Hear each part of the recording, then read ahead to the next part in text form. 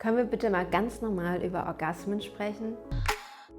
Denn wenn wir über Female Empowerment reden und es ernst meinen, dann sollten wir bei unserer Sexualität anfangen. Mein Name ist Edith Löhle, ich bin freie Autorin und Journalistin und begrüße euch zum O-Talk. Ich bin Nicole Engel, Diplompsychologin und Verhaltenstherapeutin in eigener Praxis in Berlin-Mitte und ich bin unter anderem spezialisiert auf das Thema Paar- und Sexualtherapie. Nicole, im O-Talk geht es um den Orgasmus. Als wir das erste Mal gesprochen haben, kam von dir aber der Einwand, hey, wollen wir nicht ein bisschen weiter vorne ansetzen und zwar über sexuelle Herausforderungen sprechen, weil eben nicht jeder Mensch so ganz einfach zum Orgasmus kommt.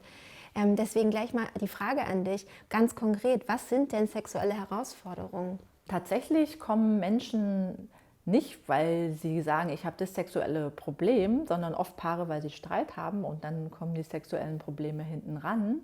Das sind zum Beispiel überhaupt Erregungsschwierigkeiten, beim Mann genauso wie bei der Frau, also Unlust, keine Lust auf Sex oder Dyspareunie, dass man Schmerzen beim Sex hat. Der Mann zum Beispiel mit Themen frühzeitig zu kommen oder nicht erregt sein zu können. Frauen kommen mit Themen wie Vaginismus, also Verkrampfungen der Vagina.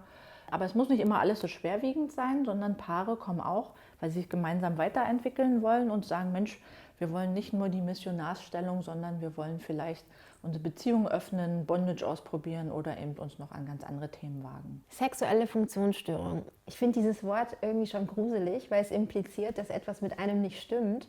Dabei reden wir über eine psychische und physische Herausforderung, die sehr, sehr viele Menschen betrifft. Ja, also es gibt so Studien unter Patienten, also Leuten, die schon in ambulanter Therapie sind, sagt man ja. Und da sagt man, dass 1 von 2 Frauen und sogar 3 bis 4 von 5 Männern eben sexuelle Probleme haben.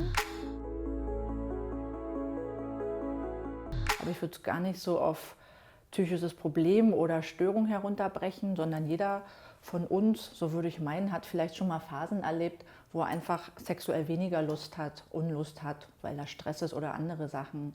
Und nicht immer spricht man dann eben von Störung und nicht immer ist es auch behandlungsfähig. Aber es stimmt schon, dass sexuelle Probleme mit die häufigsten psychischen Themen bei Männern und Frauen und Paaren eben sind. Was ist genau Vaginismus? Hilf uns mal auf die Sprünge.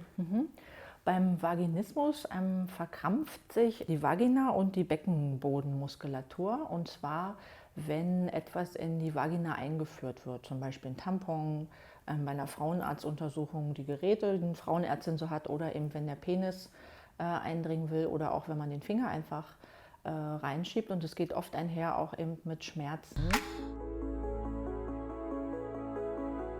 Wenn man unter Freundinnen spricht, dann erzählen alle, wie toll sie Sex haben und dann will man vielleicht nicht die sein, die erzählt, bei mir funktioniert es eben nicht. Und oftmals kommen eben solche Frauen tatsächlich erst, wenn eben in der Paarbeziehung da große Probleme auftreten. Dass der Mann eben sagt, jetzt halte ich es aber nicht mehr aus, jetzt will ich mit dir Sex, wir müssen irgendwas ändern. Ich finde, das findet im öffentlichen Diskurs überhaupt gar nicht statt. Du hast gerade gesagt, das ist ein Tabuthema.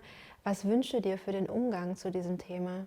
Ganz generell zum Thema Sex wünsche ich mir, dass man ehrlich über Sex spricht, weil es ein Thema ist, was zur psychischen Gesundheit eben dazugehört. Und ich kann nur aus eigener Erfahrung sprechen, wenn ich von Sachen berichte oder eben auch von mir erzähle, dass die Leute dann auch hellhörig werden und sich dann auch trauen, nachzufragen oder dann auch von sich Sachen preiszugeben. Also dass man einfach öffentlicher damit umgeht und öffentlich kann eben einfach auch sein in meinem geschützten Rahmen unter meinen Freundinnen oder unter meinen Freunden und dann eben auch Unterstützung zu erhalten von den Freundinnen, die sagen, Mensch, vielleicht lässt du dich einfach mal untersuchen oder lässt dich mal auf ein Gespräch mit einem Profi ein und dass man das Thema dann auch beheben kann. Tatsächlich kann man das Thema halt einfach auch beheben. Nicht einfach, aber es geht. Kommt natürlich die Frage jetzt, wie? Genau.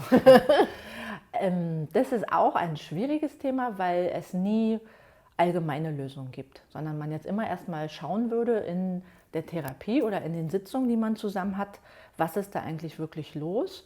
Auch da würde man einmal auf der Ebene der Physiologie gucken, wie sieht es da aus mit der Verkrampfung, mit der Erregungsfähigkeit, war das schon immer so, gab es ein Ereignis, seitdem das so ist, dann kann man das eben auch trainieren, da wieder unverkrampfter zu werden. Da gibt es so eine sogenannten Vaginaldilatoren, das sind Vaginalstäbe, in verschiedenen Umfängen, also dass man so ganz schmal anfängt und die Frau dann eben auch zu Hause allein probiert, da Übungen zu machen. Und dann muss man auch wieder kognitiv arbeiten, wie denke ich darüber. Natürlich, und das finde ich auch noch wichtig, wenn es einen Partner gibt, ist ganz toll, wenn man irgendwann dann auch den Partner mit einbindet und die Frau das nicht nur mit sich ausmacht. Wie kann man das Thema partnerschaftlich angehen, wenn scheinbar nur ein Partner betroffen ist? Das ist ein gängiges Phänomen, dass zum Beispiel ein Paar kommt und sagt, der eine ist schuld, weil er nicht kann oder nicht will.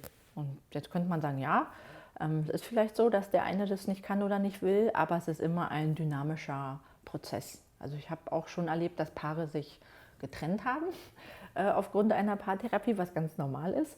Und dann aber der Sex mit einem neuen Partner total gut funktioniert hat. Das heißt also, auch wenn einer jetzt derjenige ist, wo man sagt, der hätte vielleicht die sexuelle Herausforderung, sollte man eben als Paar auch kommen oder die ganzen Sachen besprechen, weil da auch Sachen in der Beziehung sein können, die dazu beitragen, dass einer nicht will oder nicht kann. Hier beim O-Talk sprechen die Expertinnen meistens Orgasmus-Tipps aus. Hast du im Allgemeinen Tipps, wenn wir gerade über das Thema Verkrampfung sprechen? Generell bin ich nicht so wieder für allgemeine Tipps, sondern finde, dass jede Frau für sich erstmal individuell rausfinden sollte, was ihr richtig gut tut. Es gibt tatsächlich häufig noch die Meinung, dass die Frau denkt, der Mann ist dafür da, zu sorgen, dass ich einen Orgasmus habe. Wenn ich aber selber nicht weiß, wie ich es am liebsten habe, dann ist es für den Mann echt schwer. Sextoys können da helfen, aber auch einfach nur meine Hand kann da helfen. Oder eine tolle Vorstellung.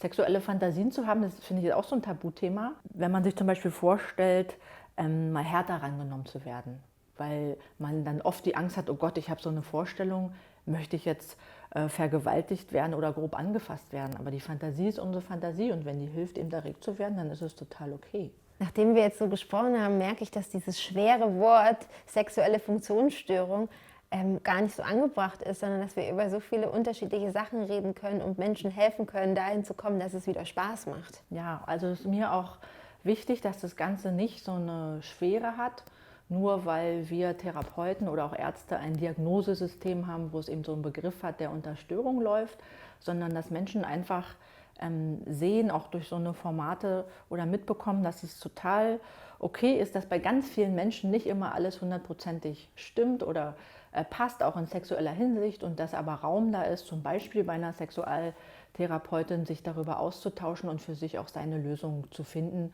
und die nicht immer 30 Sitzungen Therapie mit sich bringen muss, sondern manchmal reichen 1 bis 5 Sitzungen, einfach über Dinge zu sprechen und zu schauen, was kann ich bei mir da anders machen. Liebe Nicole, ich habe viel gelernt. Vielen Dank für deine Zeit. Ich danke dir.